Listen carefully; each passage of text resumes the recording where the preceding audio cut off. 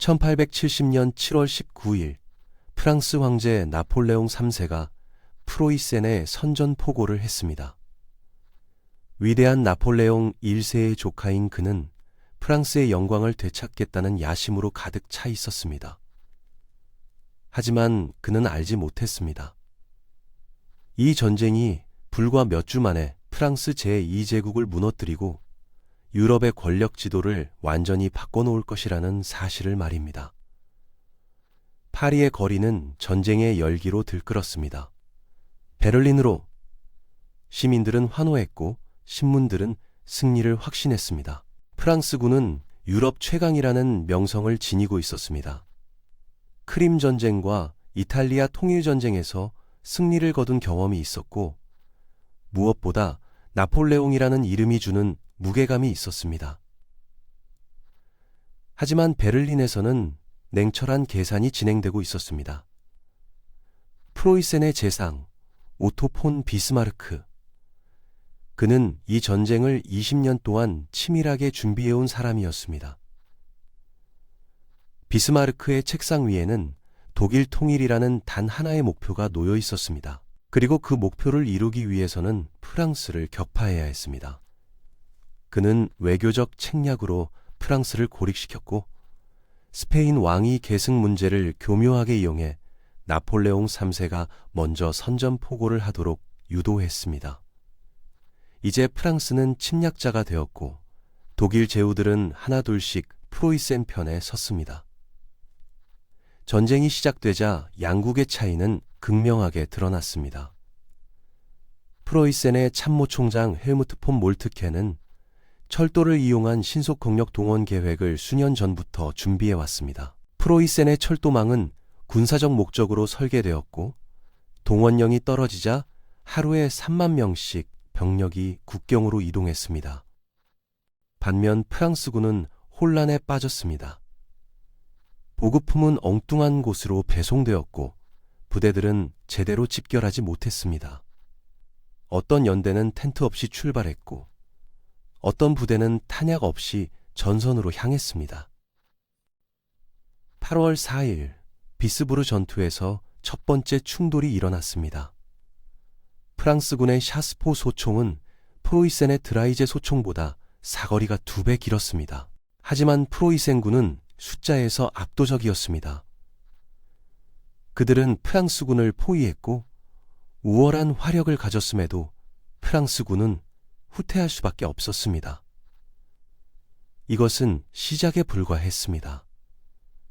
8월 6일 슈피에른과 베르트 전투가 동시에 벌어졌습니다. 프랑스군은 용감하게 싸웠지만 프로이센군의 조직력과 화력 앞에서 무너졌습니다. 특히 프로이센의 크루프 대포는 프랑스의 미트라이웨즈 기관총 진지를 정확하게 파괴했습니다. 프랑스군 장교들은 여전히 나폴레옹 시대의 영광스러운 돌격 전술을 고집했지만 근대화된 화기 앞에서 그것은 자살 행위였습니다. 전장은 프랑스군의 시신으로 뒤덮였습니다. 나폴레옹 3세는 직접 전선으로 향했습니다. 하지만 황제는 병들어 있었습니다. 방광결석으로 고통받던 그는 말에 올라타는 것조차 힘겨워했습니다. 그럼에도 그는 군대와 함께서야 했습니다.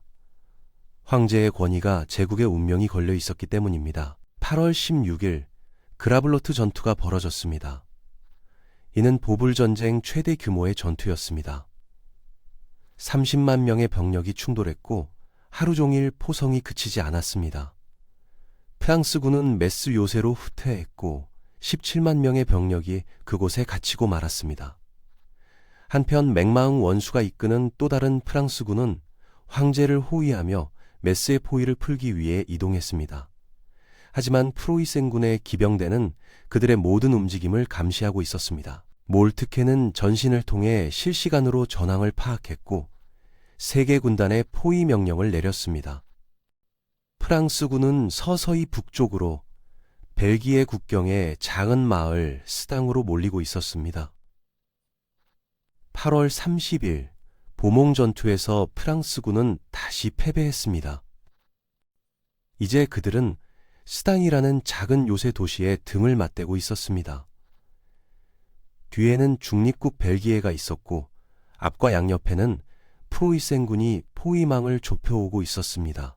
12만 프랑스군과 나폴레옹 3세 황제가 함정에 빠진 것입니다.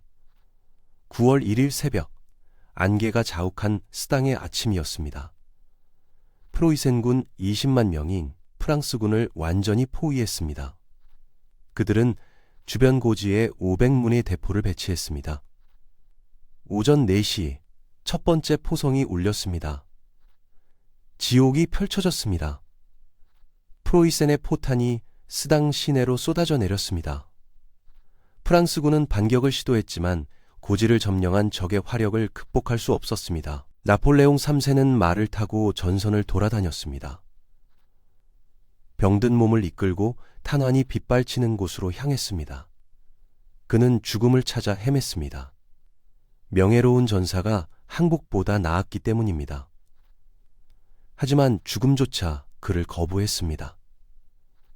주변에서 병사들이 쓰러져 갔지만 황제는 다치지 않았습니다. 프랑스 기병대가 마지막 돌격을 감행했습니다. 마르가리트 장군이 이끄는 아프리카 기병대는 죽음을 각오하고 적진을 향해 돌진했습니다. 그들은 장엄했고 용감했습니다. 하지만 시대착오적이었습니다. 프로이센의 소총과 대포가 불을 뿜었고 기병들은 말과 함께 쓰러졌습니다. 마르가리트 장군도 중상을 입고 전장에 남았습니다. 낭만적인 전쟁의 시대는 끝나고 있었습니다. 오후가 되자 스당은 포탄으로 불타오르고 있었습니다. 시민들은 지하실에 숨었고 부상병들의 신음소리가 거리에 가득했습니다. 프랑스군의 탄약이 바닥나기 시작했습니다.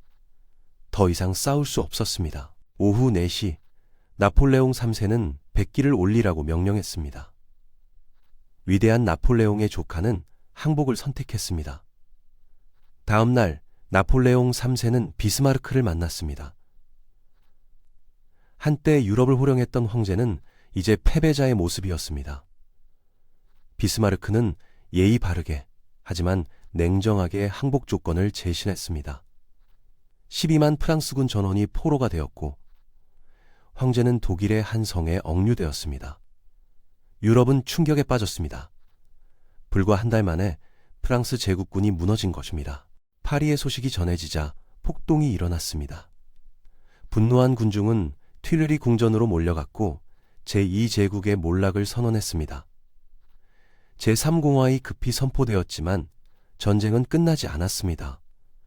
프로이센군은 파리를 포위했고 5개월간의 처절한 공성전이 이어졌습니다.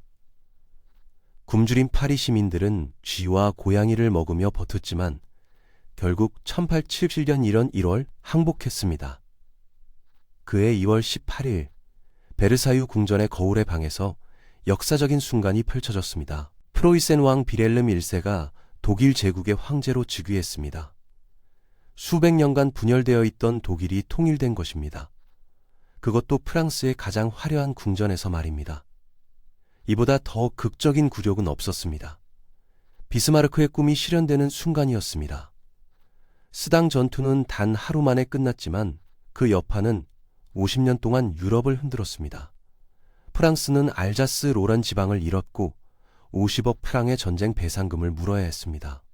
무엇보다 자존심이 무너졌습니다. 이 패배의 기억은 프랑스 국민의 마음속에 깊이 새겨졌고 독일에 대한 복수심은 세대를 거쳐 전해졌습니다.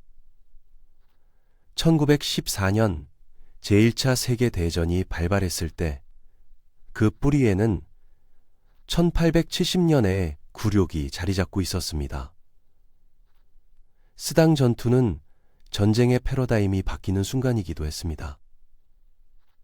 철도를 이용한 신속한 기동, 전신을 통한 실시간 지휘, 대량의 화력을 집중하는 전술, 이 모든 것이 근대전의 시작을 알렸습니다. 개인의 용기보다 시스템의 효율성이, 장교의 경험보다 참모부의 계획이 중요해진 시대가 온 것입니다. 유럽의 권력 중심은 파리에서 베를린으로 이동했습니다.